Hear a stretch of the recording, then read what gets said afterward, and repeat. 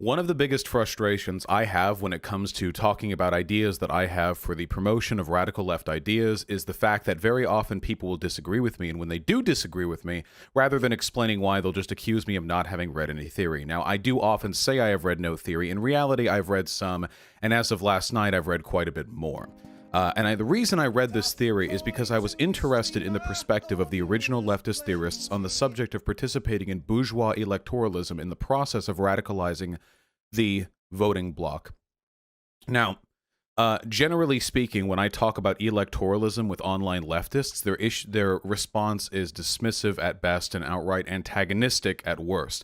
Usually people will say that bourgeois electoralism is cringe, or that they'll make fun, like, "Ha, you want socialism by voting," like that sort of thing. And then they'll accuse me of not having read enough theory. So what I have done is I have read theory. In fact, quite a lot of it, from a fair number of people, and I've tried to synthesize their opinions on the worth of participating in bourgeois electoralism.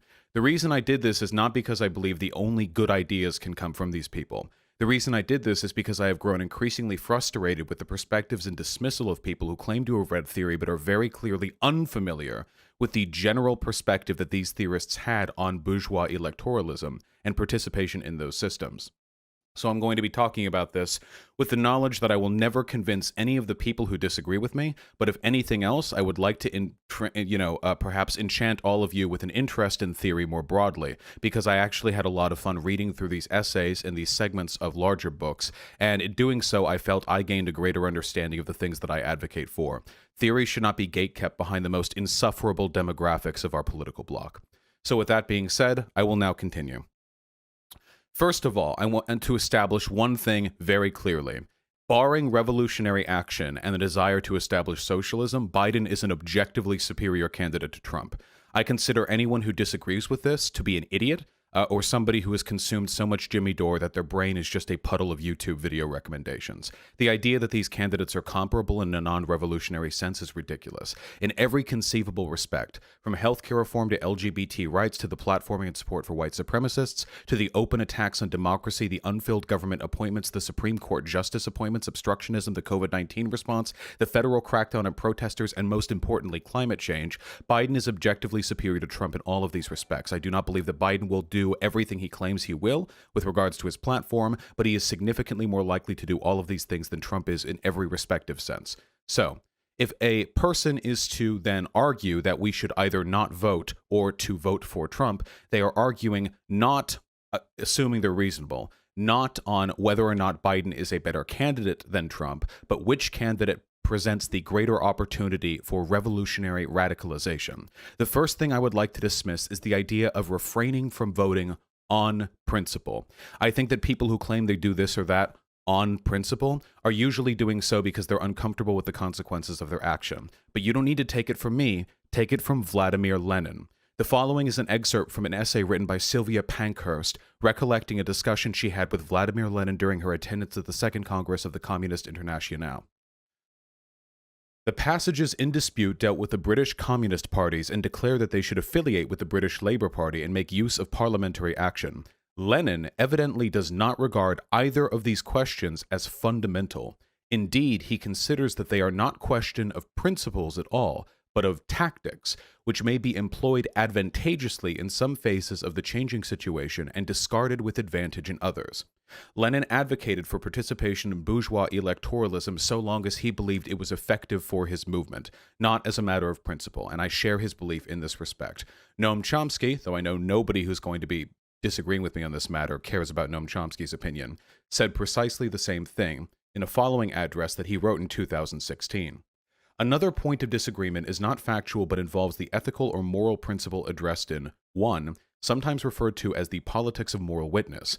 Generally associated with the religious left, secular leftists implicitly invoke it when they reject lesser evil voting on the grounds that the lesser of two evils is still evil.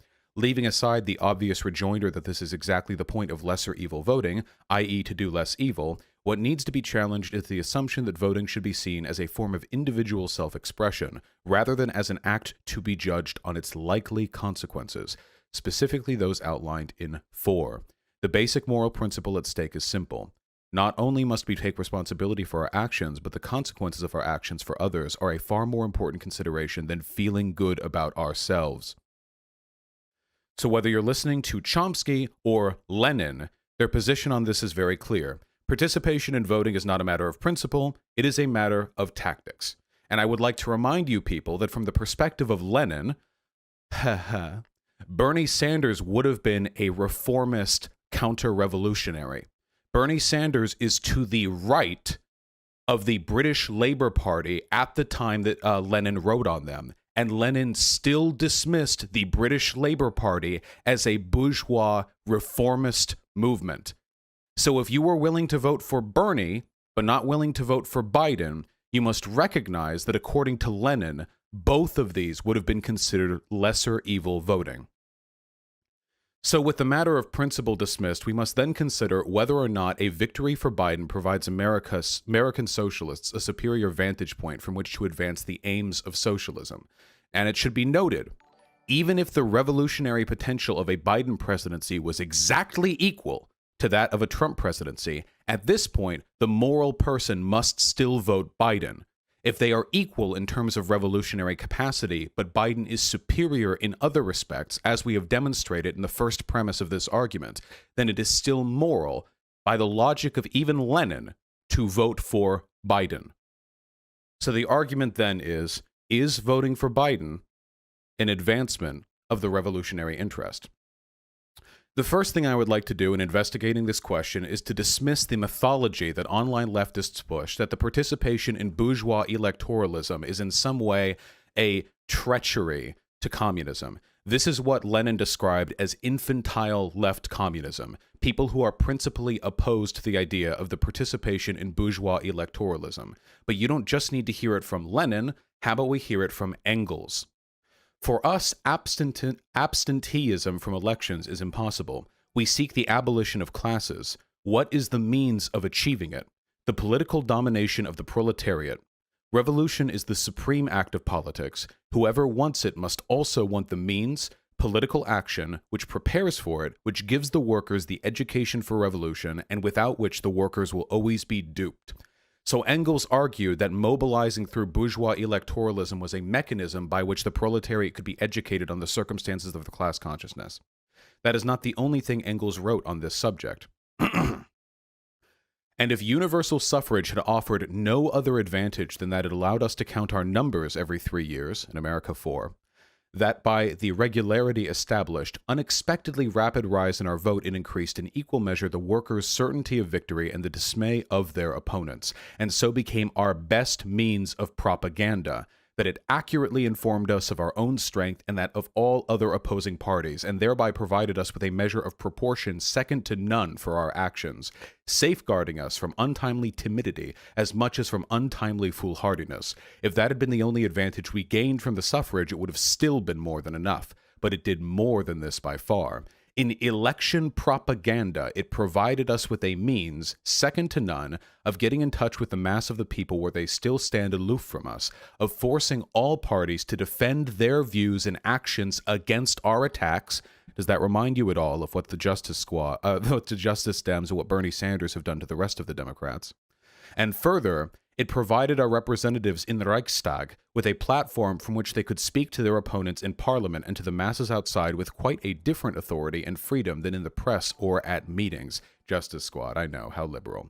That was Engels writing in The Class Struggle of France. The first excerpt that I listed from Engels followed the collapse of the First Internationale.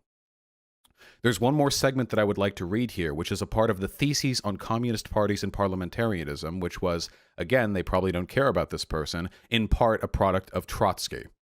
The fact that Parliament is an institution of the bourgeois state can in no way be used as an argument against participating in the parliamentary struggle. The Communist Party does not enter these institutions in order to work as an integral part of them. Rather, it does so to use Parliament to help the masses take action to break up the state machine and the Parliament itself.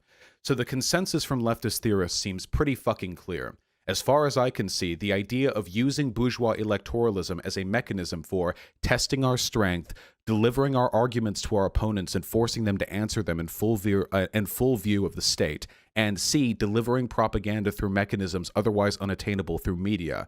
bourgeois electoralism is valuable to lefties. If there are any lefties online right now who joke, you think we can get socialism by voting? You are acting in defiance of the general principles and beliefs of the people who started the movements that you are currently riding the coattails of. Yes, voting can absolutely be a part of the promotion of a revolutionary sentiment, not just progressivism and not just socialism, of revolutionary sentiment. So I don't want to hear that argument being used against me in the future. At this point, I would like to take note of the fact that I recognize many of these quotes are taken from larger bodies of work. I read those larger bodies of work. None of the quotes that I am presenting to you right now are taken out of context or selectively released. None of the speeches that I write out to you have ellipses between them to remove sentences that are inconvenient to me. All of these are descriptive of the positions of these theorists at the time they wrote them, though there is undoubtedly the case that many of these theorists change their mind on certain issues over time. As a matter of fact, if you read through Marx's and Lenin's literature, Lenin, before and after the 1917 revolution, and Marx, before and after the Paris Commune, both of them became more sold on the idea of using bourgeois electoralism as a system by which the proletariat could be radicalized, not less. With time, they only grew more bold in this assertion. So, interestingly, and I would be called a liberal if I brought this up unprompted. Did you know Marx actually believed it was possible to achieve socialism peacefully through democracy and through voting? A quote from him in his La Liberté speech. You know that the institutions, mores, and traditions of various countries must be taken into consideration, and we do not deny that there are countries, such as America, England, and if I were more familiar with your institutions, I would perhaps also add Holland, where the workers can attain their goal by peaceful means. That being the case, we must also recognize the fact that in most countries on the continent, the lever of our revolution must be force. It is force to which we must one day appeal in order to erect the rule of labor. Now, on this, I disagree with Marx. This would be Marx expressing more revisionist intent than I personally hold. And of course, that was 150 years ago. Things certainly have changed since then. But I guarantee you that if I expressed the sentiment of that quote in most online lefty circles, I would be called a liberal. That's literally Marx saying you could vote in socialism right there. Now, was he right? Was he wrong? My goal here isn't to establish whether... not revisionist, my apologies. Reformist. Marx is not a revisionist. It's hard to be revisionist when you're kind of the original source for a lot of this stuff. Some people will say that quote doesn't refer to voting. My response to that is, yes, it does.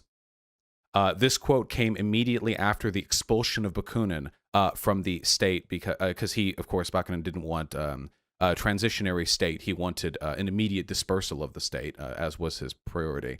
Marx absolutely was referring to voting here. I've seen some people challenge that. I read through the entire text. That is clearly what he was referring to. By what other mechanism could a bourgeois democracy possibly be peacefully transitioned to socialism? What peaceful mechanism, but except for the use of that democracy? Whatever the case may be, let's continue further with our argument. Now, I have established that A, the original theorists were interested in voting based on outcome, not principle, and B, interested in the use of bourgeois electoralism as a mechanism for delivering the interests of the proletariat. But here is the question, and I recognize this as a critical distinction that I now bring up to you. Right now, we are significantly further from having a genuine far-left party in the United States of America with any political viability than we did back in the days when they wrote these things. At least in the United States of America, the political strength of this country has been solidly and irrevocably segmented into two distinct blocks, both of which are distinctly bourgeois in nature: the Democrat Party and the Republican Party. So long as we have first past the post voting, it is impossible for a third party to function in a presidential electoral system. It will not happen. It cannot happen. It will never happen. I could make the argument that the Democrat Party is significantly more likely to implement the voting reform that would make third parties viable. That would be largely the abolition of the Electoral College, universal voter registration, and ranked choice voting. The Democrat Party is significantly more likely to do that than the Republican Party is, but that would be a separate argument for a separate time. Now, when we ask ourselves, what then do the original theorists say about participating not just in bourgeois electoralism, but in promoting bourgeois and reformist political parties. That's the key distinction. Everything I've said thus far could be an argument for just having a radical communist party, which I'm not advocating for here. I'm advocating for Biden to win. I'm not advocating for you all to vote for Green or for the CPUSA or what have you. So what did the original theorists say about participating in elections such to bolster the strength of organizations which aren't as radical as you are? Well, I will share with you. Lenin wrote on this extensively, and these are further excerpts of the conversation that Sylvia Pankhurst had following her attendance to the Second Congress of the Communist Internationale. Millions of backward members are enrolled in the Labour Party.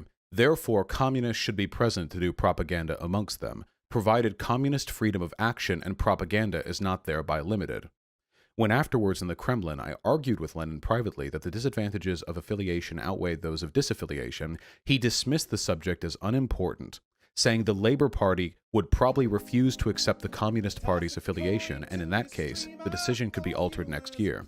So in that excerpt, Sylvia Pankhurst is saying that in a conversation with Lenin, Lenin argued that communists should infiltrate the Labour Party to take advantage of their larger voting bloc and the greater media apparatus they had to disseminate information and radicalization to the proletariat. But it goes further. When, however, it is argued communists should not go into reformist labor parties or bourgeois parliaments because they may be affected by the environment and lose purity of their communist faith and fervor, Lenin replies that after the proletarian conquest of power, the temptation to weaken in principle will be much greater. He argues that those who cannot withstand all tests before the revolution will certainly not do so later. Or essentially, if you believe that participation in bourgeois electoralism will dull the edge of your communist revolutionaries, those communist revolutionaries will certainly not survive the temptations after a proletarian revolution. He dismisses this as a possible worry. The excerpt goes on to say, Lenin argued that in order to explode the futility of reformism and to bring communism to pass, the Labour Party must have a trial in office. Therefore, British communists should affiliate their party to the Labour Party and come to arrangements with it for the formation of a joint parliamentary bloc and the mutual sharing out of constituencies. So, in this segment right here, Lenin is saying that the failure of the Labour Party and the failure of reformism would be a form of radicalization for the proletariat. It would provide the proletariat an opportunity to witness the failings of the predominant left-leaning party at that time. Now, I want to, at this point, make perfectly clear my position on why I believe a Biden presidency would enhance the ability for socialists to radicalize the proletariat. Right now, the bloc of voters most easily radicalized towards socialism are those who currently vote Democrat. There are independents and moderates who can also be swayed, as they should if possible, but generally speaking, a Democrat will be much easier to sway than a Republican. I think this is fairly self-evident. What's more, so long as Trump is in office, those unradicalized Democrats are more likely to blame the problems on this country and the internal mechanisms of capitalism grinding against one another on Trump and Trump's incompetence than they are on the systems themselves. You see? Therefore, if Biden wins, his presence as the president gives us an opportunity to expose the failings not just of an incompetent president like Trump, but the failings of the very system that bourgeois-serving establishment presidential candidates like Biden present. Right here, Lenin is mirroring the exact argument I invoke in favor of a Biden presidency. Lenin advocated saying this to the leaders of the Labour Party. Please, Mr. Henderson, take the power. You today represent the opinions of the majority of British workers, and we know that, as yet we do not. Therefore, we cannot at present take the power. But you, who represent the opinions of the masses, you should take the power. Lenin openly advocates for bending the knee to the Labour Party, because at the time he spoke of this to Sylvia Pankhurst, following the Second Congress of the Communist Internationale, the Labour Party was far more representative of the interests of the proletariat than the communists were at the time. He did this because he understood that a conciliatory gesture now would bring him a better opportunity to infiltrate the party and radicalize people from within the party in the future. That's the last time I'm going to be citing Sylvia Pankhurst's conversations with Lenin. Now, I'm going to cite Lenin. The main issue with talking about this is that when we're discussing participation in bourgeois parliamentarism, the range of discussion from most theorists on this issue is rather limited, because most theorists were more interested in the comparatively greater conditions of revolution that were taking place in their own countries. The 1850s, the 1890s, the 1920s, the 1940s, these points in time were more tumultuous than America is today, certainly in the respective countries where these people were writing. Russia in 1905 was certainly closer to a real violent uprising than America is today. And for that reason, they wrote more often on the ways in which they could radicalize the proletariat to an immediate and succinct end of the bourgeois democratic system they were fighting against. But Lenin, listen to this. If the Hendersons and the Snowdens, leaders of the Labour Party, reject a bloc with the communists, the latter will immediately gain by winning the sympathy of the masses and discrediting the Hendersons and the Snowdens. If, as a result, we do lose a few parliamentary seats, it is a matter of no significance to us. So by working with the Labour Party, if we are rejected for being too radical, we will earn the sympathy of the masses by showing that the bourgeois-interested Labour Party is not interested in accepting the perspectives of genuine far-left radicals. We would put up our candidates in a very few but absolutely safe constituencies, namely constituencies where our candidatures would not give any seats to the liberals at the expense of the Labour candidates. Lenin actively advocated for avoiding splitting the vote with the reformist Labour Party if it would lead to a further right political group taking power in that constituency. We would take part in the election campaign, distribute leaflets agitating for communism, and in all constituencies where we have no candidates, we would urge the electors to vote for the Labour candidate and against the bourgeois candidate. So even where they have no stake in an election in those constituencies, they will actively advocate for the furthest left party. Though there is a key distinction there between the Labour Party and the Democrat Party that I will address shortly. Comrades Sylvia Pankhurst, that's the woman who I was citing earlier, and Gallagher are mistaken in thinking this is a betrayal of communism or a renunciation of the struggle against the social traitors. On the contrary, the cause of communist revolution could undoubtedly gain thereby. After all, the German lefts cannot but know that the entire history of Bolshevism, both before and after the October Revolution, get this, is full of instances of changes in tack, conciliatory tactics, and compromises with other parties, including bourgeois parties. So this lays clear a distinction that others might find as an excuse to ignore these arguments. Lenin advocates not just for working with reformist parties, but even at times bourgeois parties, which the Democrat and Republican parties both are to varying extents and in different ways. To carry on a war for the overthrow of the international bourgeoisie, a war which is 100 times more difficult, protracted, and complex than the most stubborn of ordinary wars between states, and to renounce in advance any change in tact or any utilization of a conflict of interests amongst one's enemies, or any conciliation or compromise with possible allies. Is that not ridiculous in the extreme? Lenin mocked people who voted on principle and who believed compromise would taint the soul of the communist revolution. We're nearly done with our segment on Lenin. The German Independent Social Democrat Party, that's the SDP, aka the people who murdered Rosa Luxemburg, aka the people who didn't stop the Nazis, mind you, though that would be several decades afterwards, is obviously, SPD, sorry, is obviously not a homogeneous body. Alongside the old opportunist leaders, Kautsky, Hilferding, and apparently to a considerable extent, Crispin, Lidebor, and others, these have revealed their inability to understand the significance of Soviet power and the dictatorship of the proletariat and their inability to lead the proletariat's revolutionary struggle. There has emerged in this party that Lenin decried as being who to fail in recognizing the interests of the proletariat, There has emerged in this party a left and proletarian wing, which is growing most rapidly. Hundreds of thousands of members in this party, which has, I think, a membership of some 750,000, are proletarians who are abandoning Scheiderman and are rapidly going over to communism. Here, Lenin recognizes the potential for parties which do not represent the proletarian interest to have developing within them a genuine wing of left proletarian revolutionaries. We have one final paragraph I would like to read to you.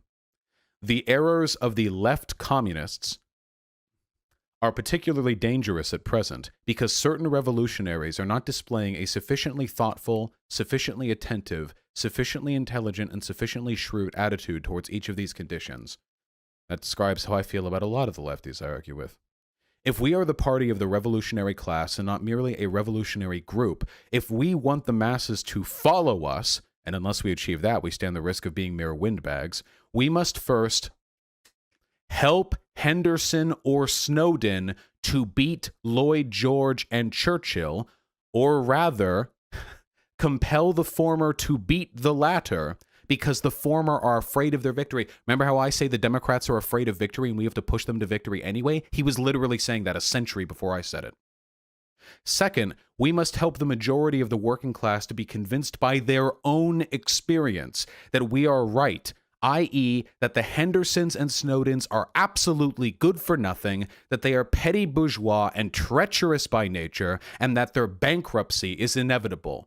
That we must support and promote the power of people who we believe are bourgeois and treacherous, because only through their failings can we showcase the necessity of a truly left-wing movement. I'm so glad all these tankies encourage me to read theory, because doing so has made me more confident in my position than ever. Lenin was an incredibly intelligent person, as much as I might disagree with some of his political decisions.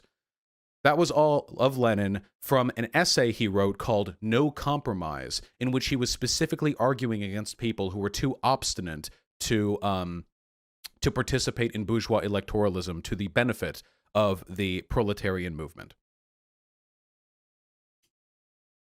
I'd like to read out one more second, this time from Engels. Some people call Engels the first revisionist, you know. There are people who believe that he is actually a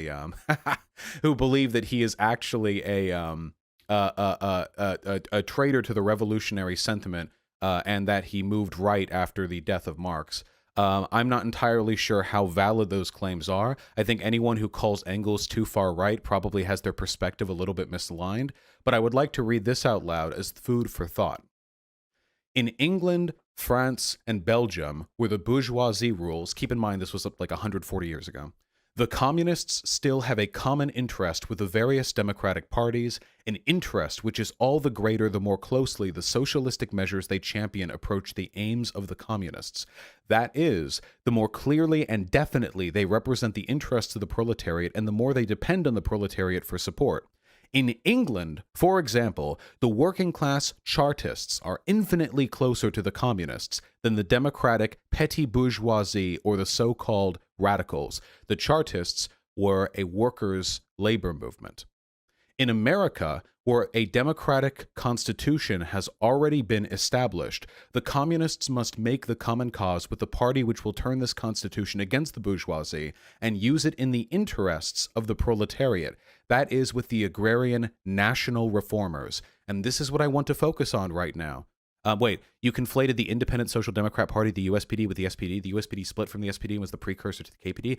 My apologies then. Then I would like to correct something that I got wrong, though I don't think it actually changes the point that I was making. Earlier, when Lenin was speaking about the SPD, which I described as the party which later murdered Rosa Luxemburg, I was in fact actually referring to the USPD, which would later become the KPD or KDP. I forget which one. It doesn't really change the argument, but I want to be as technically accurate as possible. So yeah, the KPD. Yeah.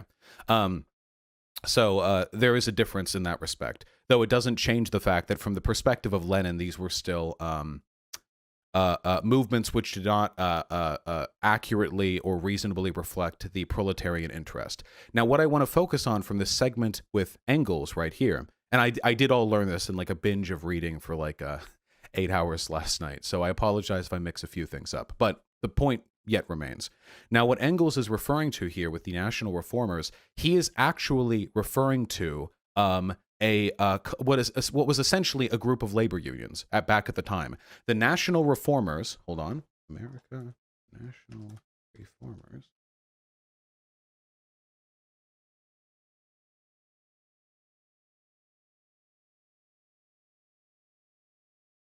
Well, this right here is saying that it's a 19th century American movement to amend the Christian or Constitution to include Christian language. Was that an earlier segment where it was referring to? The America, the Agrarian National Reformers. Could that have been the Christian movement? Was he actually advocating for the Christian movement there? That's pretty crazy. The point I was getting at, because the point remains in either case, is that what Engels is advocating for here in the segment that I have read out from him is, religion, I know. But the segment in which I'm reading here, he is actually advocating for communists to throw their weight not behind communist parties, but behind parties which best represent the proletarian interest. And in doing so, he and others advocated communists throw their weight behind, in many cases, political parties or unions which were not even socialist. They didn't talk about the abolition of the commodity form. They didn't talk about the abolition of capital. They didn't talk about the seizure of the means of production. They would just advocate for workers. And what this indicates to me is that people like Lenin and Engels were willing to recognize that you don't have to be expressly anti-capitalist for the promotion of your movement to benefit anti-capitalist sentiment. I think it's pretty obvious that having a stronger union organization in America would move us closer to being able to effectively engage in dual-party power structure building. That's a very important part of revolutionary sentiment, building dual power. You simultaneously need power in the electoral system and power outside of the electoral system. And historically speaking, the easiest mechanism, dual power is A+, baby, that shit works. And the easiest system by which communists can affect dual power outside bourgeois electoralism is through labor unions. Labor unions aren't necessarily socialist, but they are necessarily pro-worker, or at the very least, pro whichever group of workers that individual union is advocating for. This is yet another example of the original theorists recognizing that the politics of Puritanism, of only associating with parties who are explicitly socialist and anti-capitalist, is actually to the detriment of the socialist movement.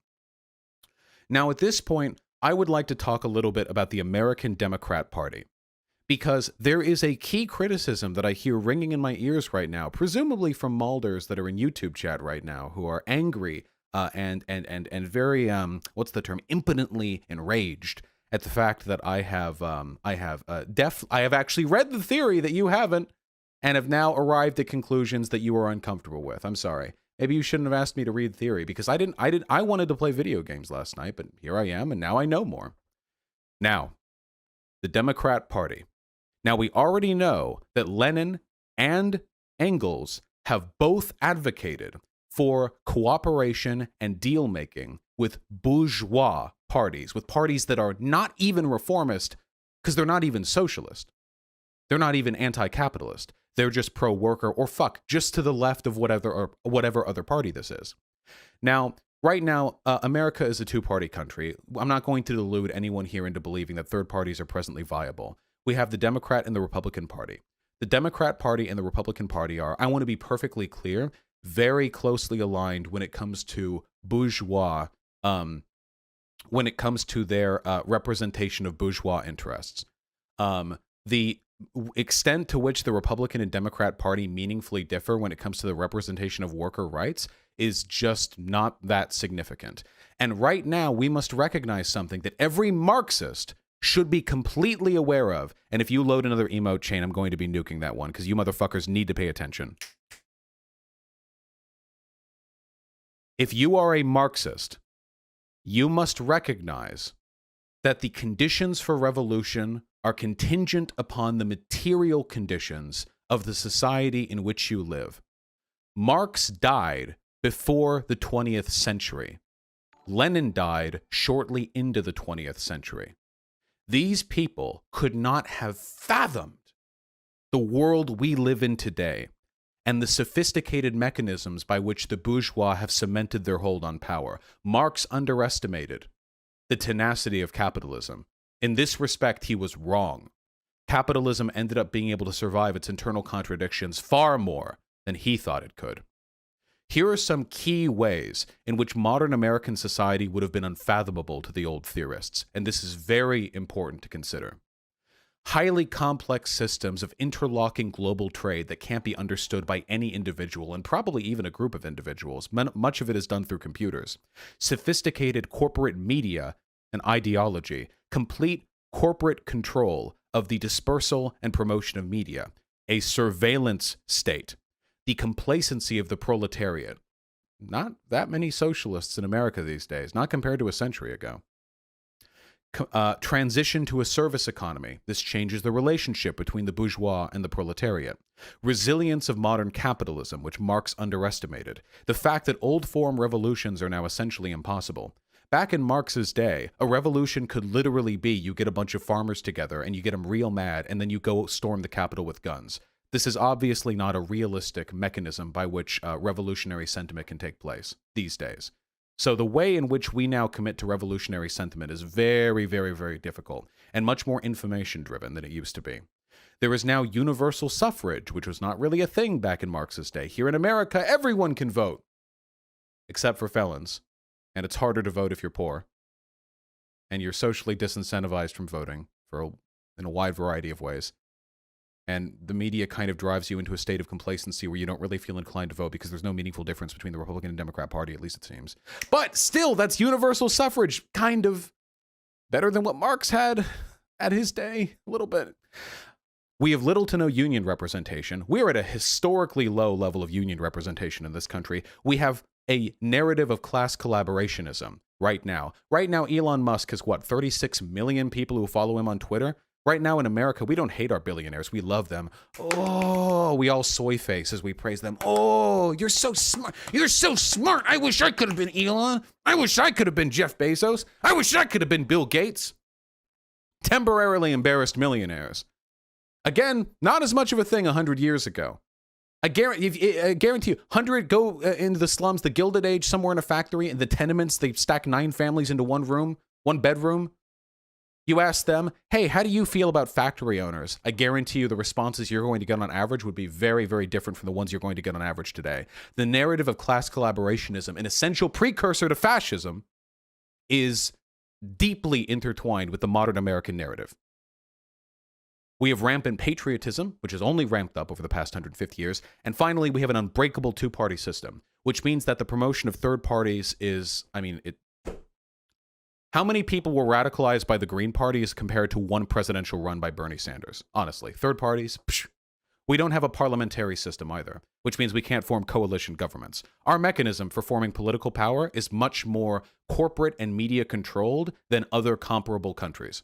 Things are way more strangled in this country than they were before, relative to the material conditions of the time and to other countries today. Land of the free, baby. So with all of that being said, the material conditions of the modern era are incomparable to those which were described in the writings of Lenin, Engels, Marx, Mao, and what have you. Very, very different.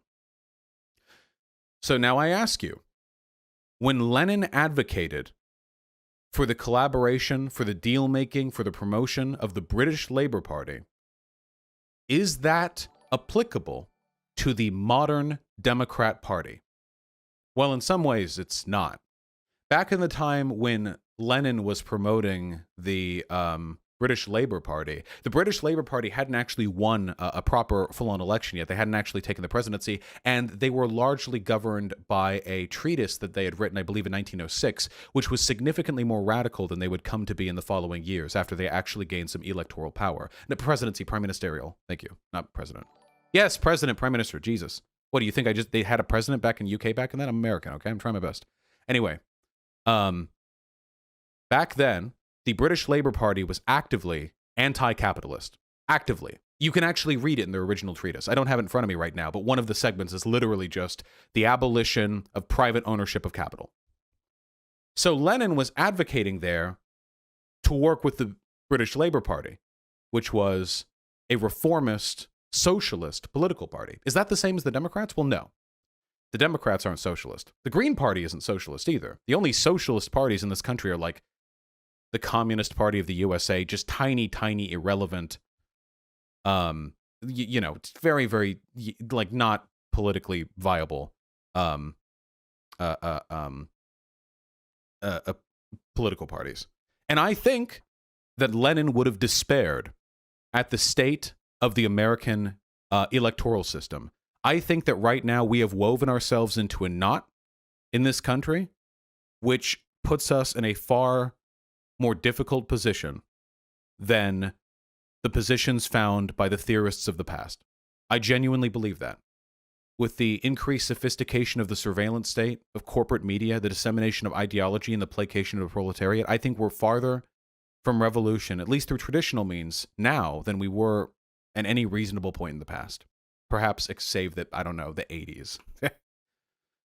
But while we recognize the Democrat Party and the British Labour Party of the early 1900s were not the same and are not comparable in their revolutionary or socialist sentiment, why did Lenin advocate support for the British Labour Party, despite describing it as reformist, as incompetent, as not representative of the bourgeois interest? He did it for 4 reasons. To prevent the rise of an anti-democratic right, which I'll talk about more shortly, to radicalize and mobilize reformist voters, to count our numbers and showcase our strength, and to showcase to the proletariat the failures of reformist policy. These reasons he listed were applicable to his communion with bourgeois parties as well, which would describe the Democrat Party far more fairly. And I would argue every single one of those tenets works for the Democrat Party over the Republican Party, just as it did for the British Labour Party over the Liberal Party. I would argue that these premises are equally applicable, though perhaps not to the same degree. Obviously, we don't have an anti-capitalist political party in the United States of America which is viable, but I think the arguments hold up. And that's the thing. Lenin's dead. Marx is dead. Engels is dead. We don't have them around to comment on the current state of affairs. We don't have them around to give their take on these issues now. We can't. All we can do is interpret the work they left behind, work which was very much a product of the material conditions of their time.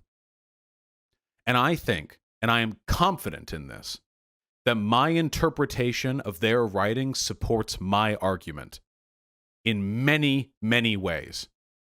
I am very confident that my argument is well in line with the arguments that would have been laid out by people like Lenin and Marx were they commenting on the state of the American electorate today in 2020. That the arguments they would make for the bourgeois parliamentary system, for the bourgeois political parties, and for the reformist, ineffective, anti-proletarian socialist parties they would occasionally work with, those would apply here as well. And I am thankful I took the time to look up what they had to say on these subjects. But I'm not done. Because even if I was wrong about everything else I just said, I'm still right. Because there is one more premise, inarguably, which is applicable to what I am trying to present now and today. Maintaining bourgeois democracy as the opponent of socialism. I would like to lay before you one premise, one which I think is equally inarguable to the previous premise that Biden is a better presidential candidate than Trump barring revolutionary action. And that premise is this. Trump represents a severe threat to our democracy, far more so than a traditional bourgeois reactionary president. Far more so than Biden, far more so than Bush. A significantly greater threat to our democracy. And I will list now a short number of the reasons why I believe this. A complete ideological control of his political party, a violent, zealous, and cult-like fan base, his brazen electoral interference from which he has apparently been insulated from any legal consequence, his open disdain for any checks and balances on his power, a cult of personality which is akin at this point nearly to a private army, an apparent impunity to legal reprimand, a constant reference to the viability of removing term limits, openly promoting conspiracy theories about his political opponents, up to and including conspiracy theories which he believed justifies his perpetuation in office past a second term. He promotes far-right and fascist political perspectives. He constantly threatens free speech and media transparency. He is openly willing to use the threat of branding us as a terrorist group to attack not only Antifa, but left-leaning, bourgeois-sided activists on the streets, and he lies constantly with seemingly no reprimand. He is working to make what we do and what I do literally illegal. I don't know how anyone could argue, after the deployment of the federal stormtroopers into Portland, that Trump does not represent a greater threat to democracy than Biden possibly could. And the worst thing that he does, and I've argued this prior, is that his failings divert activist attention away from capitalism and towards Trump's own failings. Now, how would you feel if I told you that conditionally the old leftist theorists were in favor of the promotion of capitalism and bourgeois democracy as an alternative to complete autocracy? I read from you now a segment written by Mao Zedong. If any communist or communist sympathizer talks about socialism and communism but fails to fight for this objective, if he belittles this bourgeois democratic revolution, relaxes or slows down ever so slightly, and shows the least disloyalty and coolness, or is reluctant to shed his blood or give his life for it, then wittingly or unwittingly, such a person is betraying socialism and communism to a greater or lesser extent, and is certainly not a politically conscious and staunch fighter for communism. I noticed this in a lot of what I read from Mao, by the way. Mao was very big on the fight and die kind of talk, you know? Quite a bit more than Lenin and Marx. It is a law of Marxism that socialism can be attained only via the stage of democracy. And in China, the fight for democracy is a protracted one.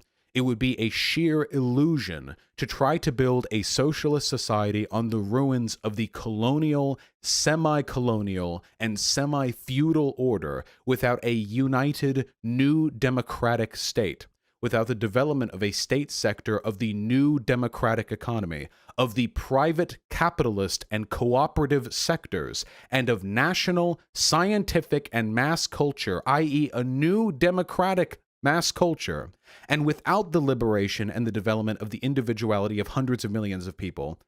In short, without a thoroughgoing bourgeois democratic revolution of a new type, led by the Communist Party.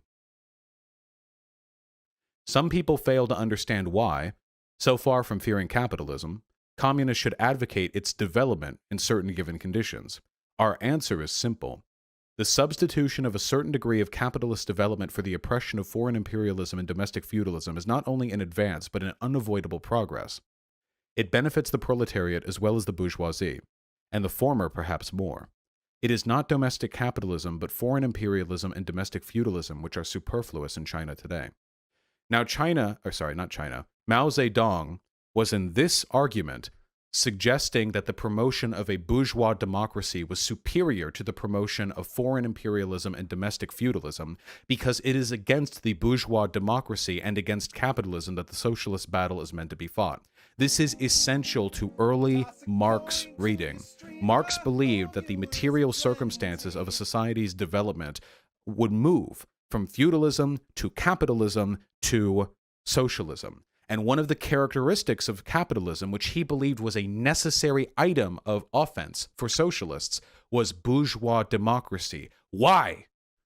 Why would these theorists advocate so strongly for the promotion of bourgeois democracy as an alternative to other more autocratic systems of government? From Engels in The Principles of Communism. In Germany, finally, the decisive struggle now on the order of the day is between the bourgeoisie and the absolute monarchy.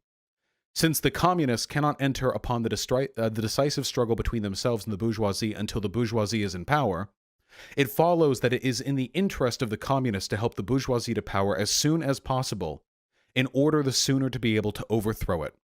Against the governments, therefore, the communists must continually support the radical liberal party, taking care to avoid the self-deceptions of the bourgeoisie and not fall for the enticing promises of benefits which a victory for the bourgeoisie would allegedly bring the proletariat. The sole advantages which the proletariat would derive from a bourgeoisie victory would consist in 1. In various concessions which would facilitate the unification of the proletariat into a close-knit, battle-worthy, and organized class, and 2. In the certainty that, on the very day the absolute monarchies fall, the struggle between the bourgeoisie and proletariat will start. From that day on, the policy of the communists will be the same as it is now in the countries where the bourgeoisie is already in power. And finally, the sentiment here is best described in a summary of Marx and Engels' perspective on voting in bourgeois elections, written by Duncan Hallis in a 1983 publication of the Socialist Review. In a sentence, we are for the defense of bourgeois democracy, more precisely the defense of democratic rights, against attacks from the right. Trump is an attack from the right. Trump is a threat to the bourgeois democracy upon which the fight for socialism must take place. Need I remind you of the historical examples of socialists underestimating the threat of fascists by equivocating them with liberals? Do you know what happened to the communists in Germany after the Nazis took power? Because the KPD was obsessed with equivocating the Nazis, the fascists, with the social fascists of the left? They're dead now.